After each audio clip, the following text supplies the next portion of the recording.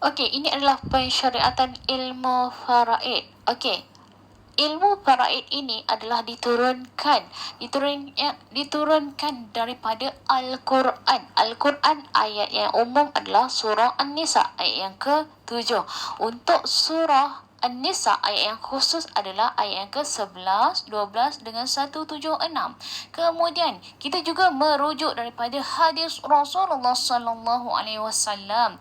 Antara hadis yang sahih adalah hendaklah kamu memberikan fardu-fardu kepada ahlinya dan apa yang berbaki kepada kaum lelaki yang lebih utama, iaitu asabah.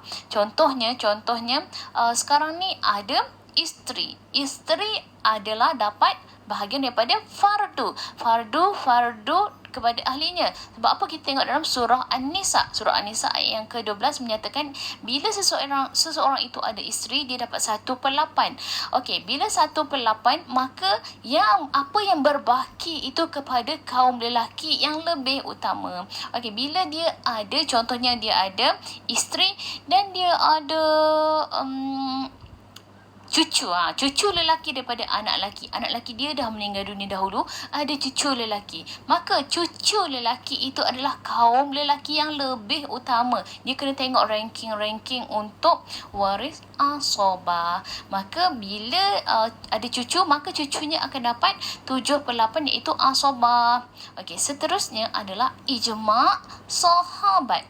Antara ijma' yang paling masyhur adalah kes Ratayan, di mana seseorang itu meninggal dunia, hanya ada bapa, ibu dan pasangan, sama ada suami ataupun isteri, tak ada anak, tak ada adik-beradik. Kalau ada adik-beradik, ibu dia dapat 1/6. Adik-beradik yang ramai 2 ke atas dah ramai, maka ibu dapat 1/6. Ni tak ada ibu, bapa dengan pasangan saja, ada suami ataupun isteri sahaja.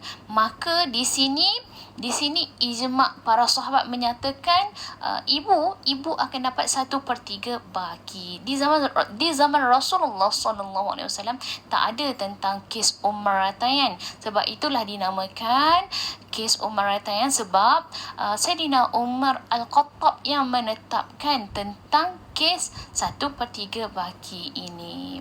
Okey, yang seterusnya adalah ijma' ulama. Ijma' ulama ni adalah apa yang telah disepakati oleh para ulama-ulama yang terdahulu, yang memang tera tentang ilmu faraid ini. Okey, kita tengok slide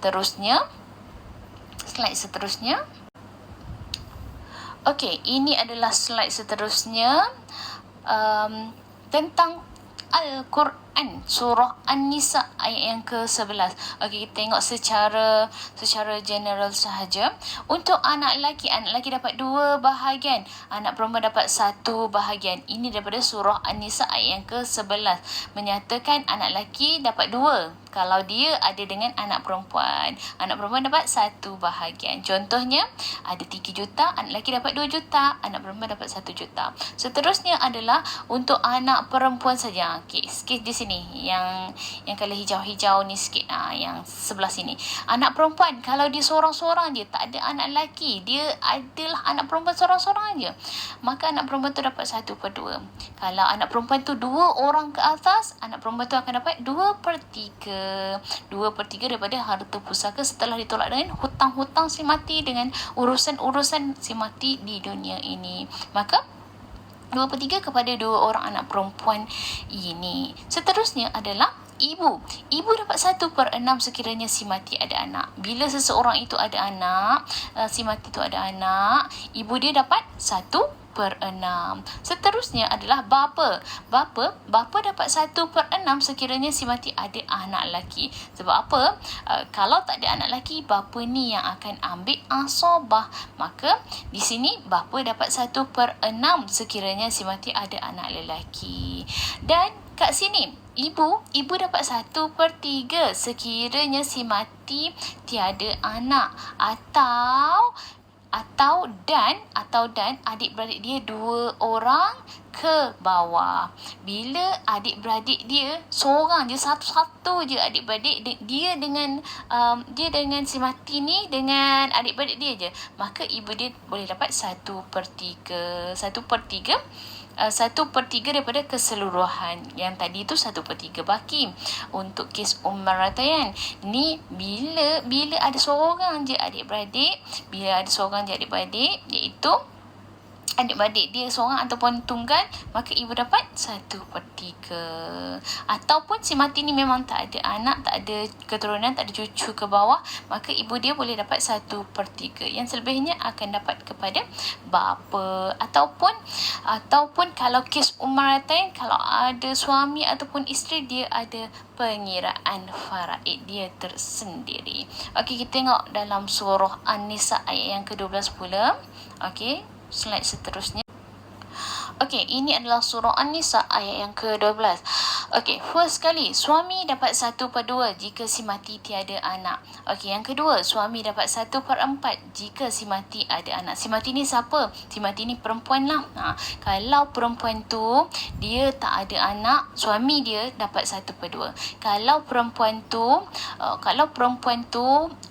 ada anak, maka suami dia dapat 1/4. Okey, yang ini pula isteri dapat 1/4 jika si mati tiada anak. Isteri dapat 1/8 jika si mati ada anak. Si mati tu siapa? Si mati tu lelaki. Jika lelaki tu ada anak, maka isteri dia dapat 1/8. Kalau si mati tu tak ada anak, maka isteri dia dapat 1/4. Okey, seterusnya adalah dalam surah An-Nisa tentang saudara seibu lelaki dan perempuan. Dia akan dapat 1/6 kalau dia seorang diri je. Contohnya adik-beradik seibu. Dia ada adik-beradik. Ibu dia ada kahwin lain, ataupun ibu dia dah berkahwin dengan orang lain dulu sebelum kahwin dengan bapa. Dia ada adik-beradik. Ibu dia sama, bapa dia yang lain. Okey. Ini adalah dipanggil sebagai adik-beradik seibu. Okey, adik-beradik seibu ni akan dapat 1/6 kalau dia seorang diri. Kalau mereka ramai, mereka akan dapat 1/3 dibahagi sesama mereka. Ini dalam surah An-Nisa ayat yang ke-12. Kita tengok dalam surah An-Nisa ayat yang ke-176 pula. Okey, ini adalah dalam surah An-Nisa ayat yang ke-176, di mana kalau saudara perempuan jika dia seorang dia dapat 1/2. Tak ada saudara lelaki, tak ada adik-beradik yang lain, maka saudara perempuan ini dapat 1/2. 1/2 kalau dia seorang diri. Kalau saudara perempuan tu 2 orang ke atas, maka dia dapat 2/3. 2/3 itu dibahagilah berapa orang saudara perempuan yang ada. Okey, saudara perempuan ni adalah adik-beradik seibu sebapa. Okey, adik-beradik seibu sebapa. Kalau tak ada adik-beradik seibu sebapa, adik-beradik sebapa. Dia ikut ranking dulu. Dia memang kena ada ranking di dalam faraid dia. Kita kena hafal ranking siapa yang pertama, ranking siapa yang kedua, ranking seterusnya. Okey, seterusnya adalah jika semua lelaki. Tengok sini. Tengok yang colour hijau-hijau ni. Jika semua lelaki, maka dia ataupun mereka ambil semua harta pusaka. Ini untuk kes kalalah tak ada.